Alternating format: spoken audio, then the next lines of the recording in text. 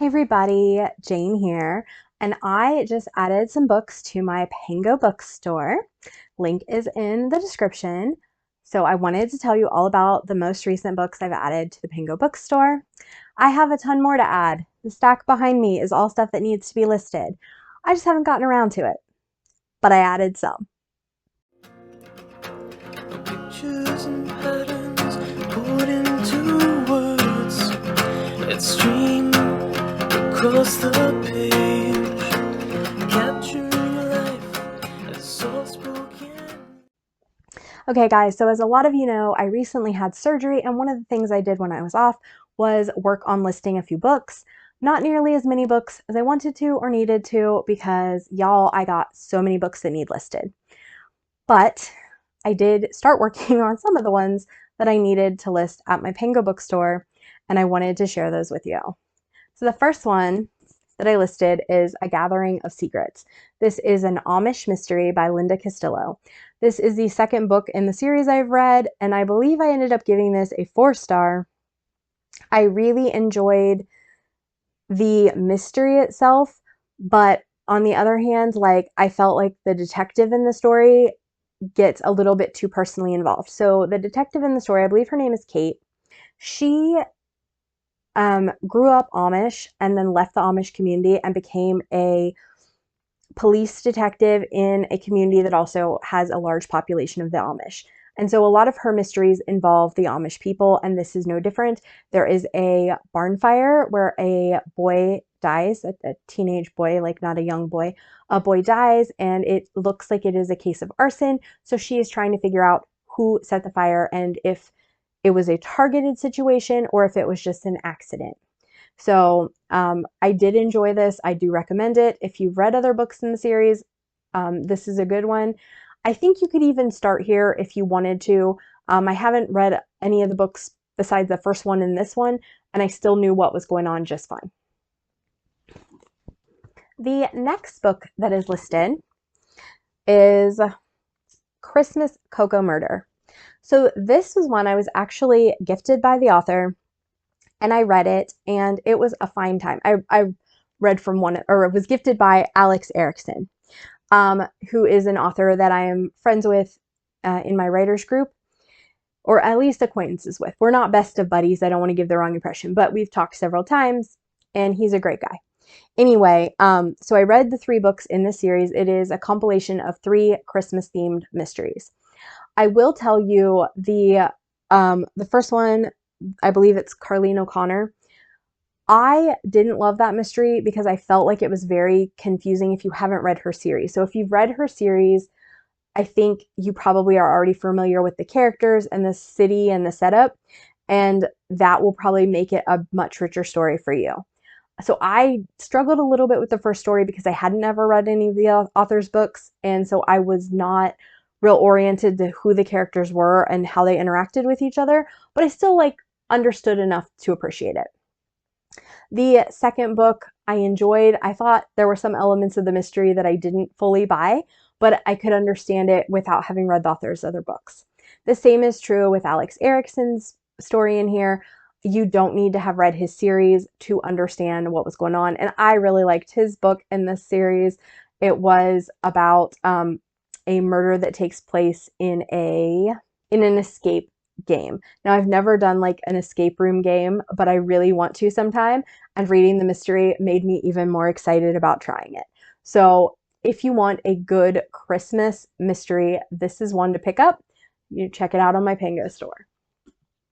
The next book we have is actually from my kids' shelves, not mine, and it is one that they've just simply outgrown. My kids are now 13 and teenagers, and they're reading much older books. And the book that they gave me to go ahead and put in my store is Mary Poppins. Now, I do believe I've read Mary Poppins before, and it is a collection of vignettes with the characters. I don't remember there being a real strong plot line through the middle of it, and it just being a lot of fun stories of what happens with Mary Poppins. This is, however, a children's classic and worth picking up if you have a young child who might enjoy it.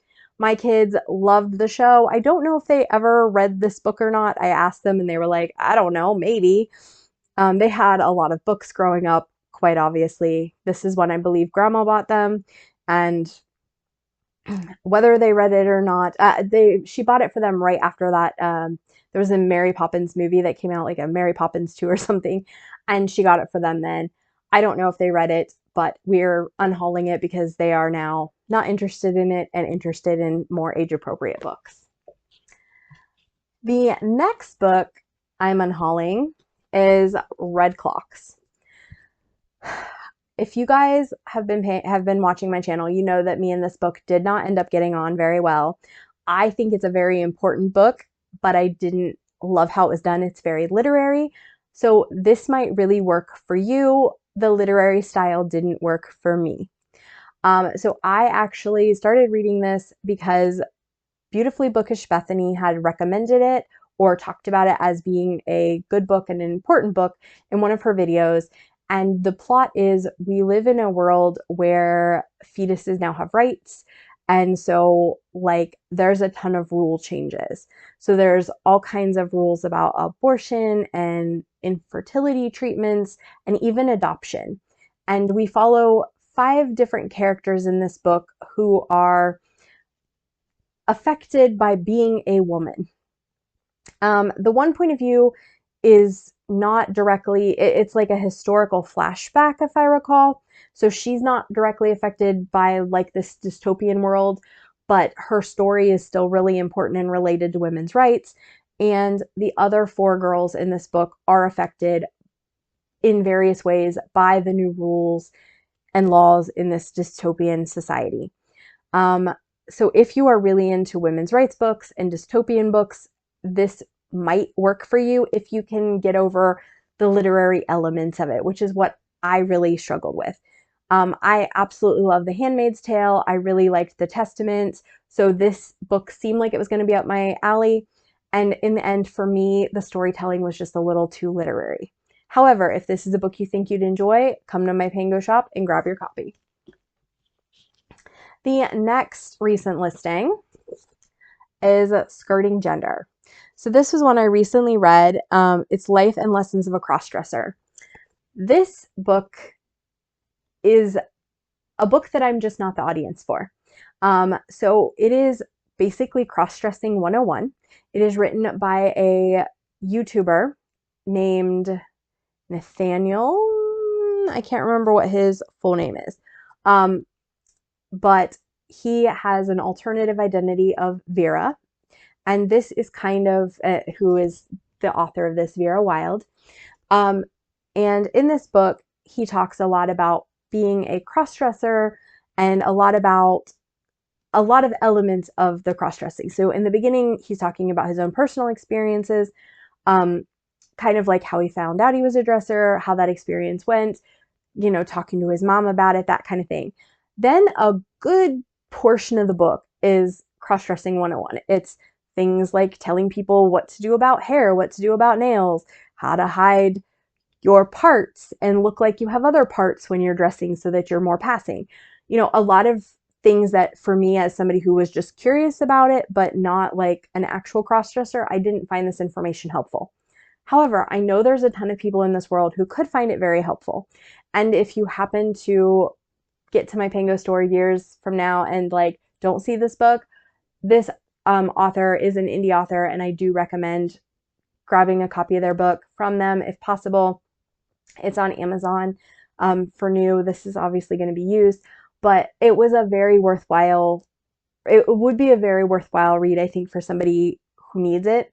There's a lot of things even I got out of it, despite not being the audience. There was a lot of discussion about gender and gender identity and like talking about who you are at work and at home and things, and to your children, and just all kinds of stuff. Because my Nathan does have a daughter and he was married. He's divorced now, I believe.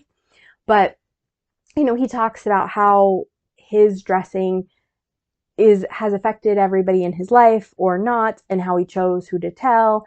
It was an interesting book. I think I gave it a 4-star when I read it. I read it in June for Pride Month. And the last book that is a new add to my Pango store is actually another book that came from my children's shelves. This one is a little bit older and is not necessarily in quite as good of shape as the others, but it's still very readable, very usable.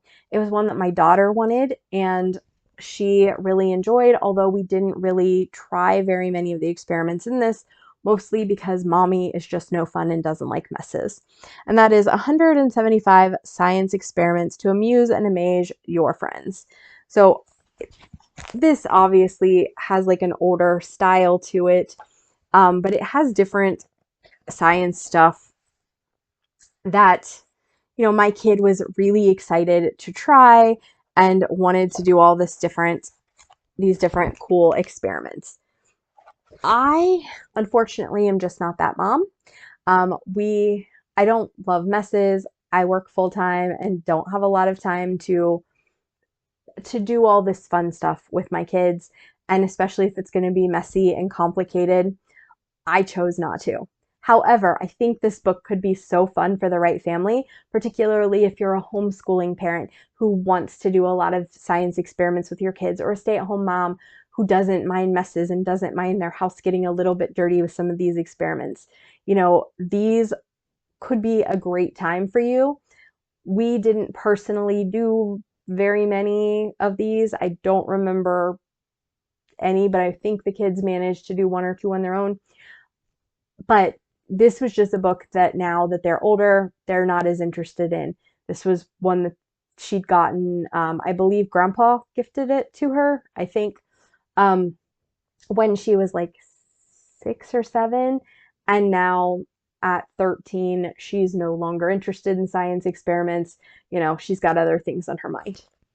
So yeah, those are the newest books in my Pango shop. They are not the only books in my Pango shop. So feel free to use the link below to check out the books on my Pango store and grab a book if there's one that you enjoy or that you are so inclined to do. I try to keep my prices very reasonable because everything is stuff for the most part that I've read or secondhand, or in some cases, just things I unhauled from my shelves that I'd gotten. For a while, I was getting a lot of gifts of books. Some of them weren't to my taste, but I kept for a while and was like, maybe I'll decide to read this. And then I never did. And as my shelves started to overflow, I decided that it wasn't really for me anymore. But I'd say we're right around the 40 or 50 books on my Pango store right now. I have a ton to add, quite obviously, but I will update you when I have more books on my Pango. Please, if you can, and you finish this video, leave an emoji of books in the comments. Also, you're welcome to comment if you've read any of these books and whether you liked them, whether you didn't, if you have anything else to say. What kind of books do you usually get on Pango? I've done a little bit of shopping there. I had bought some Rex Stout books, so I'm looking for like more older, unusual books typically, because the stuff that I find harder to find. I'd also bought like Battlestar Galactica there, I believe. But I am fascinated and enjoying the Pango store as a buyer, but I wasn't sure how other people use the store. Do you use that instead of Amazon when looking for books? Do you use that for more rare, unusual books and not so much for like commonplace books? How do you use Pango if you do? Please tell me all about it in the comments below. This has been Jane, and I'll see you next time. Bye.